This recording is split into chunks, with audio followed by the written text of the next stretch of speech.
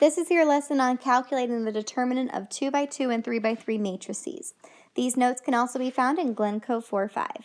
We're first going to take a look at the first example with second order determinants. We're told to find the value of each determinant. These are 2 by 2 determinants because they have 2 rows and 2 columns, and they're determinants because they have what are called, in my opinion, touchdown bars. To calculate the determinant, we must do the downward diagonal minus the upward diagonal. Okay, maybe I should make my subtraction a different color. In A, the downward diagonal consists of -2 multiplied by 8. That gets me -16. My upward diagonal consists of 6 times 5. Well, that's going to be 30. And I'm going to subtract these two. -16 minus 30, that gets me -46. This is the value of his determinant. If we're looking at the determinant in B, downward diagonal is 7 times 2, which is 14. Upward diagonal is -3 times 4. That's going to get me -12. I'm going to subtract these two, 14 minus -12. That's going to be giving me +26. These are the values of their determinants. Calculating 3 by 3 determinants is a little bit more work. There's also two different methods of calculating them. The first method we're going to go over is called expansion by minors.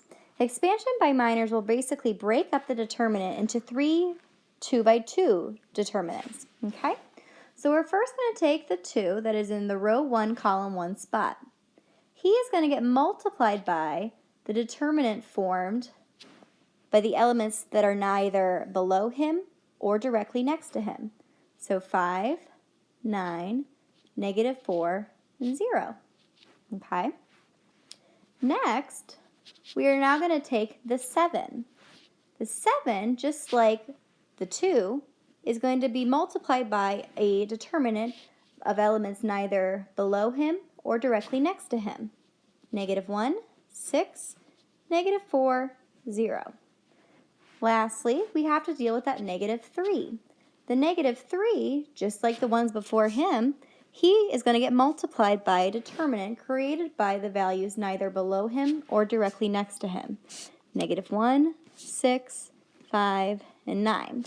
Now the tricky part to remember with this pattern is the fact that we always subtract the second determinant's components, okay?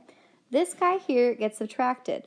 Now the only situation where we will not subtract is if our row 1, column 2 element is negative. In this case, 7 is positive.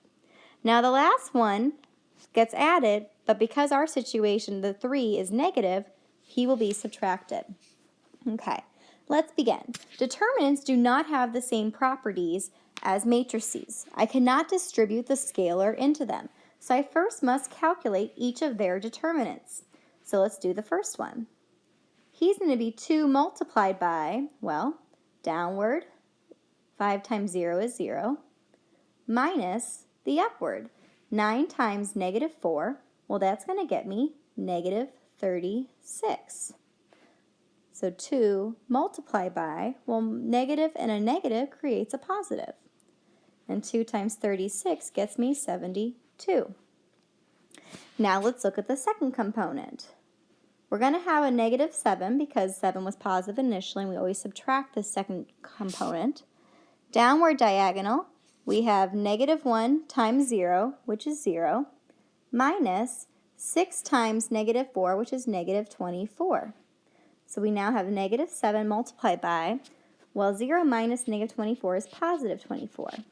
And -7 times 24 gets me -168. On to the last component. We're going to have -3 multiplied by, so -1 times 9 is -9, minus 6 times 5, 30. So we have -3 times -39, and -3 times -39 creates +117. And this entire expression down here, 72 minus 168 plus 117 equals 21. This is the determinant of our 3 by 3 determinant.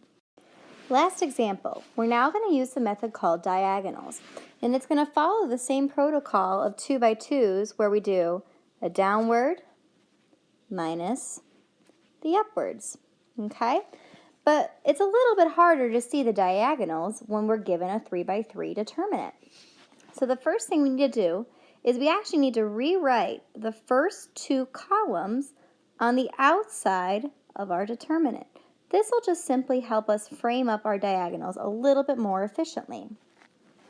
Now, let's do our downward diagonals. -1 multiplied by -2 times +2, that's going to get me +4. Now we have 3 times -1 times 0, and that gets me 0. Lastly, we have -3 times 4 times -5. That's going to get me, oh man, a big number. That's going to give me a positive, and we're going to have 15 times 4. That's going to get me 60.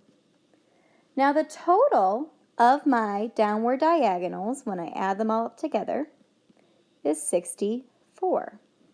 Okay? Now we must look at our upward diagonals. 0 times -2 times -3 gets me 0. -5 times -1 times -1 is going to get me -5.